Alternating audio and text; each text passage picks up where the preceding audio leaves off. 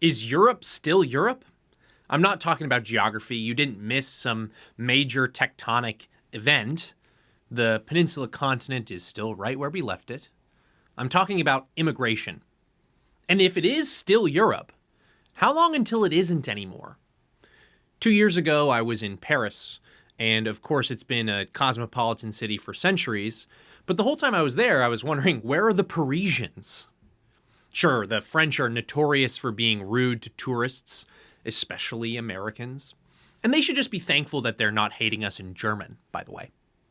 But I was kind of looking forward to the rudeness of the Frenchmen because it stems from a certain kind of national pride, a national pride that's jealous of its own. This is my country. You're a guest. But I didn't get that. Instead, it was a bunch of African and Middle Eastern migrants hawking cheap street goods. And if you thought the Parisians were rude, these guys are much worse. Unlike the jealous Parisian, these are guests telling you, this is their house now. I'm the captain now. Sometimes from the same country, Somalia. But since 2000 to 2025, estimates suggest over 50 million people from the third world have migrated to Europe. And what that has led to, obviously, is rapid demographic change. Here in the United States, after just 4 years of Joe Biden, as the Trump administration was coming into office in January of 2025, the foreign-born population by percent hit 15.8%, the highest ever recorded. Obviously, that's led to all kinds of social, economic, and political upheaval here. I mean, the only thing that the right agrees on right now is immigration, at least for the most part. You still have people in the ag lobby wanting more agricultural workers and tech people wanting more H-1Bs. And as bad as this situation might be in the United States, a situation so bad that an entire political movement rallies around the single flag of immigration, in Europe, it is much worse. In Germany, the foreign-born population is around 20%, which is up from under 9% in 2000, so double. In Spain, it's around 20%, up from around 5 or 6% in 2000. And in Britain, it's upwards of 16%, double what it was in 2000. The Trump administration tries to address Europe as a civilizational ally, standard bearers of Western civilization. But European politicians have not shown the will or the willingness to be those allies, to protect civilization. And the peoples of Europe are sick of it. Grassroots political movements centered on the issue of immigration, much like the Trump movement in 2016, and then again in 2024, are cropping up all over the continent, in France, Spain, Germany, and especially in the United Kingdom. It's the UK that has shown there's still some fight left in these old men of Europe. Massive rallies continue to take place in the United Kingdom, and they've asked their leaders a very simple question. What's wrong with Britain being British? Establishment leaders on the right and the left have no good answer to this question. Which is why Nigel Farage's Reform Party gained more than 600 seats in the recent municipal elections in Britain, while Keir Starmer's Labour Party lost 450 seats. Well, joining us today is Nick Freitas. He is someone who's been watching all of this very closely. He just returned from a fact-finding mission to the UK to try to get to the bottom of how mass immigration is driving Britain, its religion, its culture, its economy, its education system, its healthcare system, straight off of a cliff. And he has some warnings for the United States too, if we decide to go down this path, the path that Europe's going down. And he tells us exactly what's going to be coming on this week's episode of The Signal Sit Down. We hope you enjoy.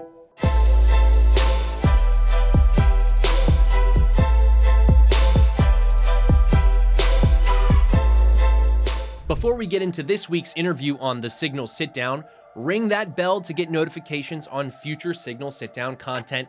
Hit that like and subscribe button on YouTube, Spotify, Apple Podcasts, wherever you may be joining us. And then while you're at it, please leave us a 5-star review and comment who you'd like to see on a future episode of The Signal Sit Down. Remember, it's your government. It's your country. And together, we're taking it back. Without further ado, here's the interview.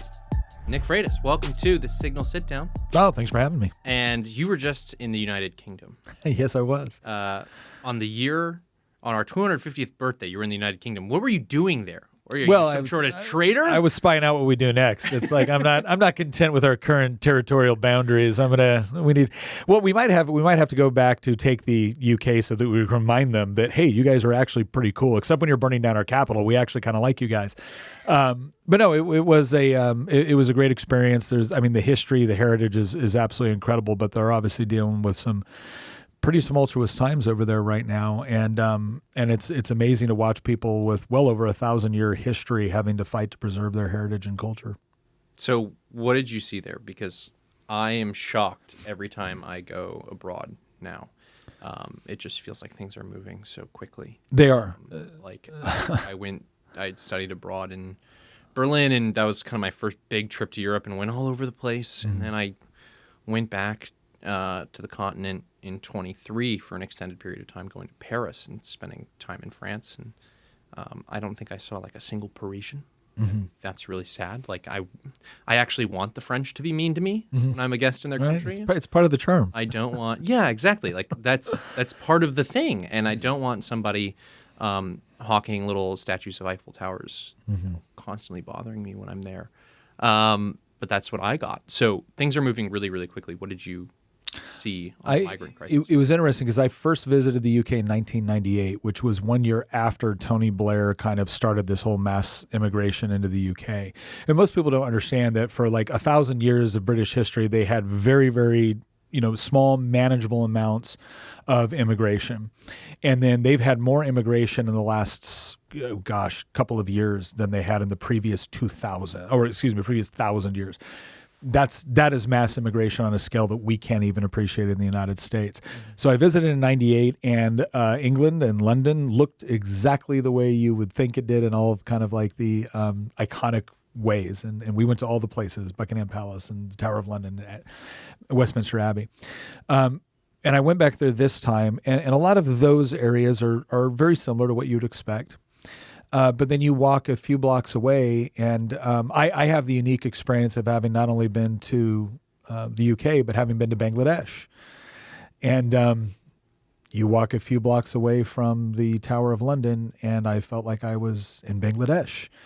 And what's fascinating to me is that a country that you would think with 1,000 years of cultural shaping, you'd think they'd be in a position to uniquely defend their country, and it's their own government facilitating this. And it's by the way, it was both left-wing and right-wing governments that helped facilitate this for a variety of different reasons. But I think what was encouraging to see is that the British people at this point are like saying, like, look, the whole, just flippantly calling us racists or Islamophobes is not going to work anymore. Our country is changing significantly. I think the UK boasts the most Sharia courts outside of the Islamic world in a country. And so they're recognizing that this isn't your standard immigration, because immigration is one thing, balkanization is another. And their left-wing government, and again, under Boris Johnson, it happened as well, is actually facilitating the balkanization of the UK. And they're treating UK citizens in many cases like second-tier citizens. And they are absolutely fed up and tired of it. And again, it was also frustrating to watch them all just blatantly referred to as, oh, they're racist, they're far right-wing, which by over there what they mean is Nazis. That's their polite way of saying Nazis. And then you're talking to someone who's just a grandmother who came in that said, I just wanted to be here because I care about my country and I feel like we're losing it. Or you talk to a family that came to London that, again, just wanted to defend their culture and be proud of their culture. And they feel like theirs is the only culture they're not allowed to be proud of. And so I'm both worried for them, but I'm also encouraged that they really are, they're trying to find good, peaceful ways to push back and take a stand. So you're referencing this movement that has hit British politics like a freight train, this anti-immigration movement. But it stands for so much more than just the immigration numbers. There's all sorts of political figures associated with it, and some of them have, distanced themselves from one another. There's of course, just like here in America, The right is broad and fractured Yeah. over there in the United Kingdom. But this is one issue similar to the American situation on which everyone agrees that there's just been too much immigration and there's been decades of broken promises on this issue. I remember like a decade ago, the UK government was talking about how they were going to bring net migration down to the tens of thousands. That was like a decade ago. And prior to Brexit even, like they were really trying to make sure that they put a lid on this during a period of conservative domination of the country, by the way. Yeah. And that never happened. And we hit a peak in 2022 in the United Kingdom of over 900,000 people net migrating into the UK. And so it's really reached a breaking point. Is it the raw numbers that are pulling people out into the streets? What is it particularly that's making this happen now? Because as you said, it's decades of broken promises. It's not just the raw numbers. It's the type of immigration that is taking place. And again, the easy leftist narrative is, well, you're just racist. You don't like people that don't look like you. No, that's not it. You imported people from cultures that are not only significantly different to British culture, you imported people with cultures that are diametrically opposed to British culture. You imported people in large groups that do not desire to assimilate and become British. They want to bring whatever country they came from, whatever religion they came from, to Britain, and they want to supplant British culture. They want to subjugate British culture. And then they get away with things that you would never allow English citizens to get away with. For instance, you would never let English citizens get away with a decades-long rape gang problem. And yet that did happen, is currently happening in the UK. And this is the part where, again... Bradley, don't make a Prince Andrew joke. Don't do it. Sorry. This is the part where the British people are like, true. no. Yeah. Like, no, this isn't just about, your typical cultural differences. And this is something, too, which, and again, that is the distinction that everyone was making that I was talking to, is it's like, look, we can see individuals as individuals. And when individuals come from a place, even if it's a place that's very different, even if it's a place that had diametrically opposed social, political, economic, and theological traditions, individuals can sometimes not only effectively integrate, but become some of your proudest and most patriotic citizens.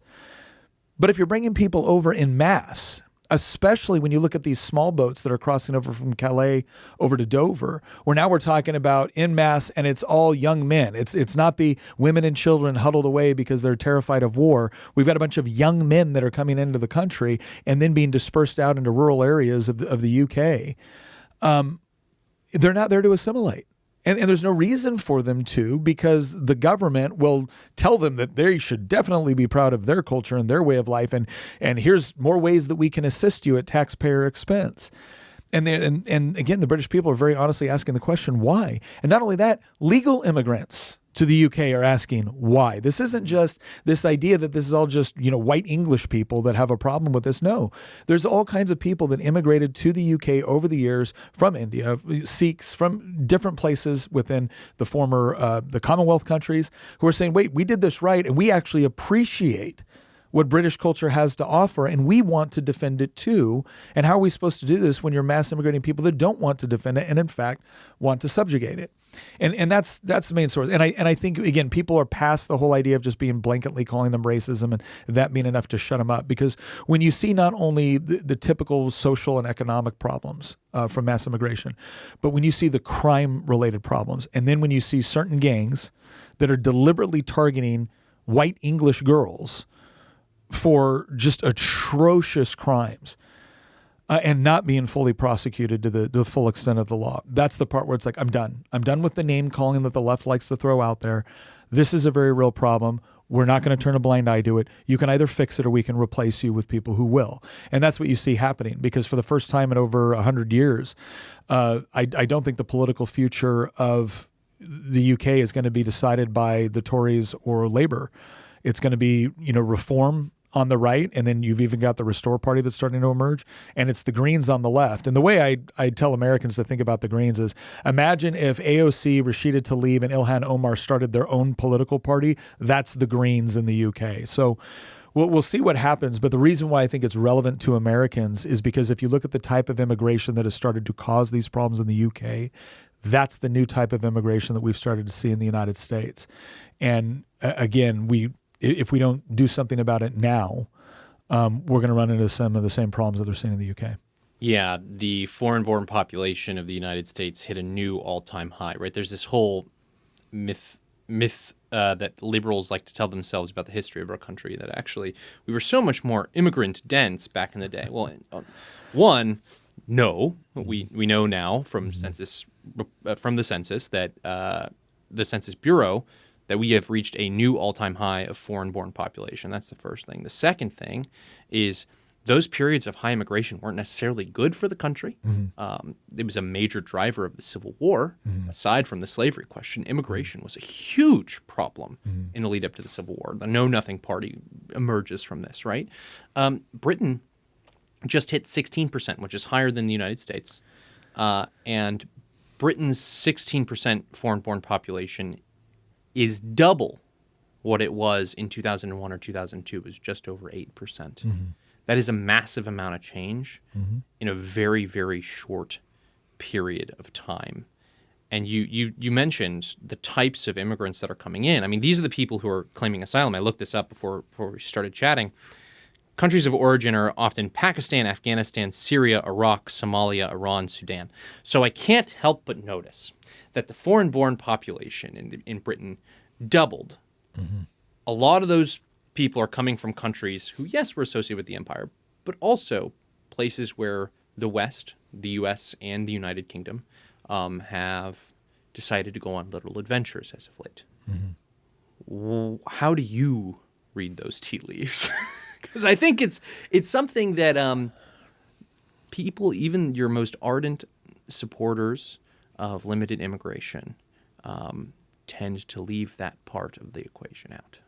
Yeah, no, there's no question that when you talk about a Western power, especially in the modern era, wherever we've gone on foreign adventures, as we might call, there seems to be this. There seems to be an immigration pattern which follows, and some of that makes sense, right? We have certain people that fought alongside Americans and whatnot that want an opportunity to live in the United States, and again, I think we can look at individual cases and say, oh yeah, this would be appropriate here or there. Right. But whenever we gave Afghanistan the blanket treatment, yes. Now 2 National Guardsmen are. Yes. Yeah. When we do the mass immigration without proper vetting, well, this is what happens, and again. It's not enough to just say that the left wants this because they think they're going to become dependent on the welfare system and then become loyal Democrat voters. This is something different. And I'll tell you why I say that. I didn't just look at immigration from the American perspective or the UK perspective. I also looked at it from the Danish perspective, because Denmark is run by a socialist government, right? It's not a socialist country in the purest of the sense, but it is a very left-wing government. And they have shut down immigration like you would not believe. Why? Because they did the math. And they realized that they couldn't sustain a very elaborate welfare state if they had an influx of people coming in that were not likely to actually be productive members of society who could then contribute to that welfare state. So they couldn't import a population that was going to live off the welfare state without contributing. And so they made a calculation. The welfare state is for the Danes. And so if you can't come here and be a contributor, you can't come. Yeah, they have. Now, why hasn't the left figured that out in the UK? And that's the part where you start to wonder. It's like, okay, is there something else going on here? Right. Is there something a little bit more subversive going on where you can't do basic math and realize that this doesn't work out? Like, if you really want the elaborate welfare state, if you really want to take care of the American working class, this isn't the way to do it, and yet you keep doing it. You wonder why Bernie Sanders went from saying that open borders was a Koch brothers conspiracy to saying that he now supports open borders. Yeah. It's like the only thing that I think Bernie Sanders and the Kochs ever agreed on in the end of the day. It's very strange. And, you mentioned the Danes. They have a very silly language over there. It's like English, but the Muppets version of English. And the campaign, the ad campaign was, "We hebben een serieus probleem." That's how you would read it. Yeah. And it was all these different posters of, we have a serious problem. And that problem is the welfare state is not going to be supporting our children or their children. I think the official the official explanation is the math don't math. Yeah, the math don't math. And this is seen in the United Kingdom as well, where this influx of migrants has put stresses on the national health system. It has put stresses on schools. Schools are becoming, as Teddy Roosevelt once warned about the United States, a polyglot boarding house. You have all sorts of stresses on housing prices and utility prices because of this influx of migrants. But you and I are both of the opinion that the government here in the United States, and of course in the United Kingdom, is way too involved in the everyday affairs of people. But so long as there is an agreement in the United Kingdom that you will have healthcare services provided by the government, that's an important agreement for the government to respect. Yeah. So how do you, if you're talking to someone who's saying, well, maybe they deserve their comeuppance. I want that socialized health system to fail in Britain. It's failed so many people already. And if the immigrants come in and bring its death, maybe that's good. Maybe they just deserve to start over fresh. What do you make of that type of argument? How do you communicate to people like there is a social arrangement here? It doesn't mean that we shouldn't be advocating for reform to the social arrangement, but tearing down that order seems like a pretty bad thing to do. It depends. Well, it also depends because some people are immigration. Some people are accelerationists, right? They're like the problem gets so bad that it has to go full circle before you can correct. In certain limited circumstances, you can see something like that, right? But when you're talking about the mass importation of people that don't want to assimilate into your culture and again want to subjugate it, that's not the way to be an accelerationist because it's not as if they're going to say, gosh, we really overwhelmed the National Health Service. We need to rethink about maybe market-based approaches. Well, no, you overwhelmed it with people that don't want your country to look anything like it currently does. And so there's going to be very, very different consequences to that. And so, again, I think it's an absurd notion that you can fix this problem through acceleration. Again, what the UK is going to require at this point is a government that's going to have to be willing to do things that will inevitably look unpopular. And that's the other part that's a concern. I remember thinking about this in the United States where you had, as soon as Renee Good and Alex Preddy were killed, you had this kind of right of center group of people that like, well, I'm all for strict immigration and I want to secure the border. And yeah, I realize that we've got to deport people, but I just don't like how this looks. How'd you expect it to look? Right. Tens of millions of people were allowed into the country illegally, many of them criminals, right? Not the majority of them, but many of them, like, and by criminals, I mean committing additional crimes. Yes, no, as opposed to we'll give you the benefit of the doubt. Yeah. and it's like, and they don't want to go. So what do you think happens when law enforcement shows up? It's already difficult, but now you add in left-wing obstruction. Like, well, gosh, Obama was able to deport people and it didn't happen like that. Yes, because leftists were out on the street openly trying to obstruct ICE. The threats on immigration officers didn't go up 1,000% under Obama, right? They went up 1,000% now. So you're going to have to recognize that it's going to be, I'm not asking you to be comfortable with it. I'm asking you to assign your frustration in the right direction. And it doesn't belong on the people that are trying to fix a very complex and difficult problem created by other administrations. Every time an Alex Preddy or Renee Good get out there, obstruct law enforcement, and then get harmed, I'm not asking you to be comfortable with them being harmed. I am asking you to ask, why were they out there in the first place? Who created the conditions? Who is continuing to create those conditions? That's where your blame needs to go. Because the way the left operates everywhere, not just the United States, the way the left operates, and it's right there in Saul Alinsky's Rules for Radicals, they will always raise the temperature until they get a response that they know kind of the middle of the country will be uncomfortable with. And then all of a sudden it goes, oh, well, we've got to lower the temperature. Oh, great. How does the left define lowering the temperature that they steadily increased? Oh, they define it by the right surrendering on everything that they want and then giving the left whatever they want. And if you don't do that, guess what they do? They increase the temperature again.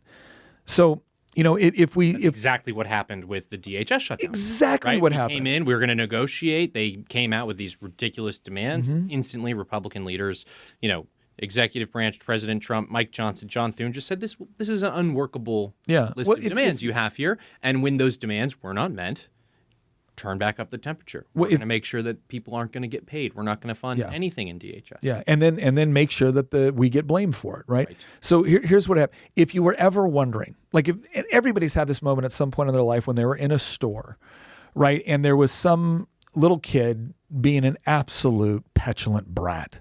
They were screaming because mommy wouldn't get them the cereal they wanted or the toy they wanted or whatever it was. And then instead of applying discipline in that moment, they were placated. They were placated. They just wanted to keep the peace, right? It was embarrassing. They just placated. If you ever want to know what happened to that kid, they grew up and became a left-wing activist or a left-wing member of Congress. That's what happened. And so what they did is their entire lives, they were taught that when I scream and I yell and I shout, I get what I want because everybody else just wants to live in peace. Well, if you really want to live in peace, that kid needs to be disciplined when they're 3 because they don't grow out of it. They get better at it. And now we're dealing in a situation where we have to have the moral resolve and the moral fortitude to be like, I'm sorry, we're not placating spoiled brats anymore. If you want to be a member of civilization, then there are certain rules we all apply by. And if you want to peacefully protest, be my guest. But the moment you start obstructing, well, then we're going to treat you different because you deserve to be treated different because your behavior warrants different treatment. Yeah, and this is not only on the immigration front, the illegal immigration front, it's also on the fraud stuff, right? Yes. The Minnesota operation started Yes. because of the uncovering of my fraud. gosh, yeah. And the United States and the United Kingdom are both dealing with, in particular, immigration-related fraud schemes at scale. One of the funniest storylines that I saw come out of the United Kingdom recently was that a group of lawyers were charging $7,000 a pop to help straight dudes and their wives get asylum claims in the United Kingdom by claiming that they were gay. And that is a little different than the Somali Leering Center, Yeah. but spiritually the same. And you mentioned it earlier. You know, if you're really a serious leftist and you want to protect the welfare state, you got to get serious about immigration. But none of them do. And you start to think, what's really going on here? I think this is part of that puzzle. What is with the fraud? Well, here's what I think we need to understand. When we look at everything Doge uncovered and we look at what like Nick Shirley uncovered, I don't think fraud is an appropriate way to describe it, but it's incomplete. The biggest thing that we learned with all of this was not that the government was wasting money. Like that was, if that was news to you, what? Right. If that was news to you, you really have been living under a rock. And it wasn't even wasteful for the left. The left was actually engaging in some of the most efficient spending ever. They were using our tax dollars to subsidize their ideology. They were using our tax dollars to buy votes for them and their party. And so what we learn is when we deprive them of it, something as simple as, hey, you no longer get to use billions of our tax dollars to indoctrinate our kids or to push your left-wing agenda or to have it come back to you in the form of campaign contributions. All of a sudden, they're at a real electoral disadvantage. And that should be very encouraging to us, Right. But it also means we need to be serious about stopping it. So, final question for you. For the United Kingdom, for the United States, maybe you want to separate these replies.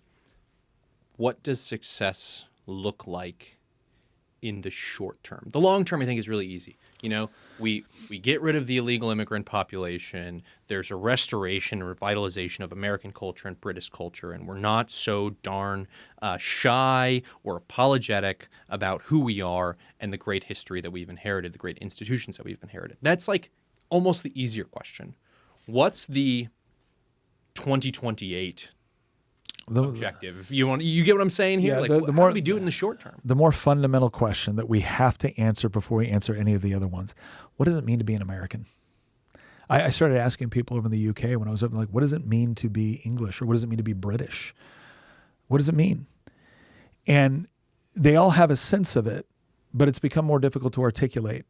And it's a shame that we can't just immediately articulate those things. I think Marco Rubio did a very, very good job the other day when they asked, what's your hope for America? Because within that, he explained this idea of self-determination, of this idea that I live in a country where I am free to be able to pursue happiness.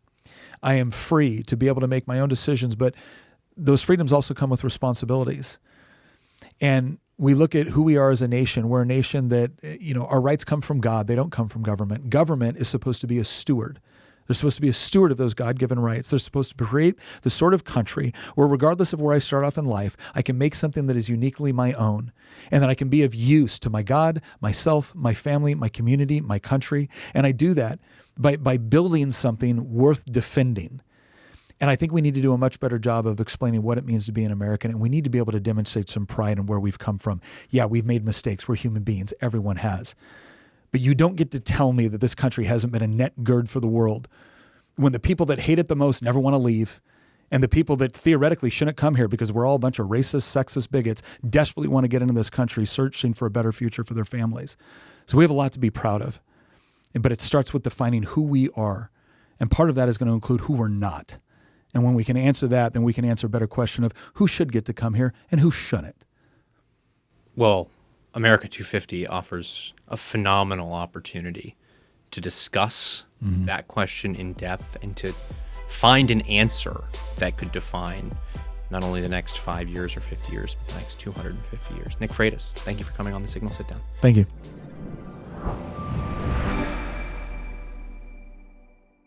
Thank you so much for tuning into the Signal Sit Down. If you liked what you heard here today, be sure to hit like and subscribe on YouTube, Spotify, Apple Podcasts, wherever before you go. And we love your feedback. It really does help the show. So please remember to leave us a review and comment who you'd like to see on future episodes of the Signal Sit Down. It's because of your support and your interest and your engagement that allows us to continue this incredibly fun work. And together, we'll continue to expose how Washington really works and affect real change. We'll see you next time on the Signal Sit Down.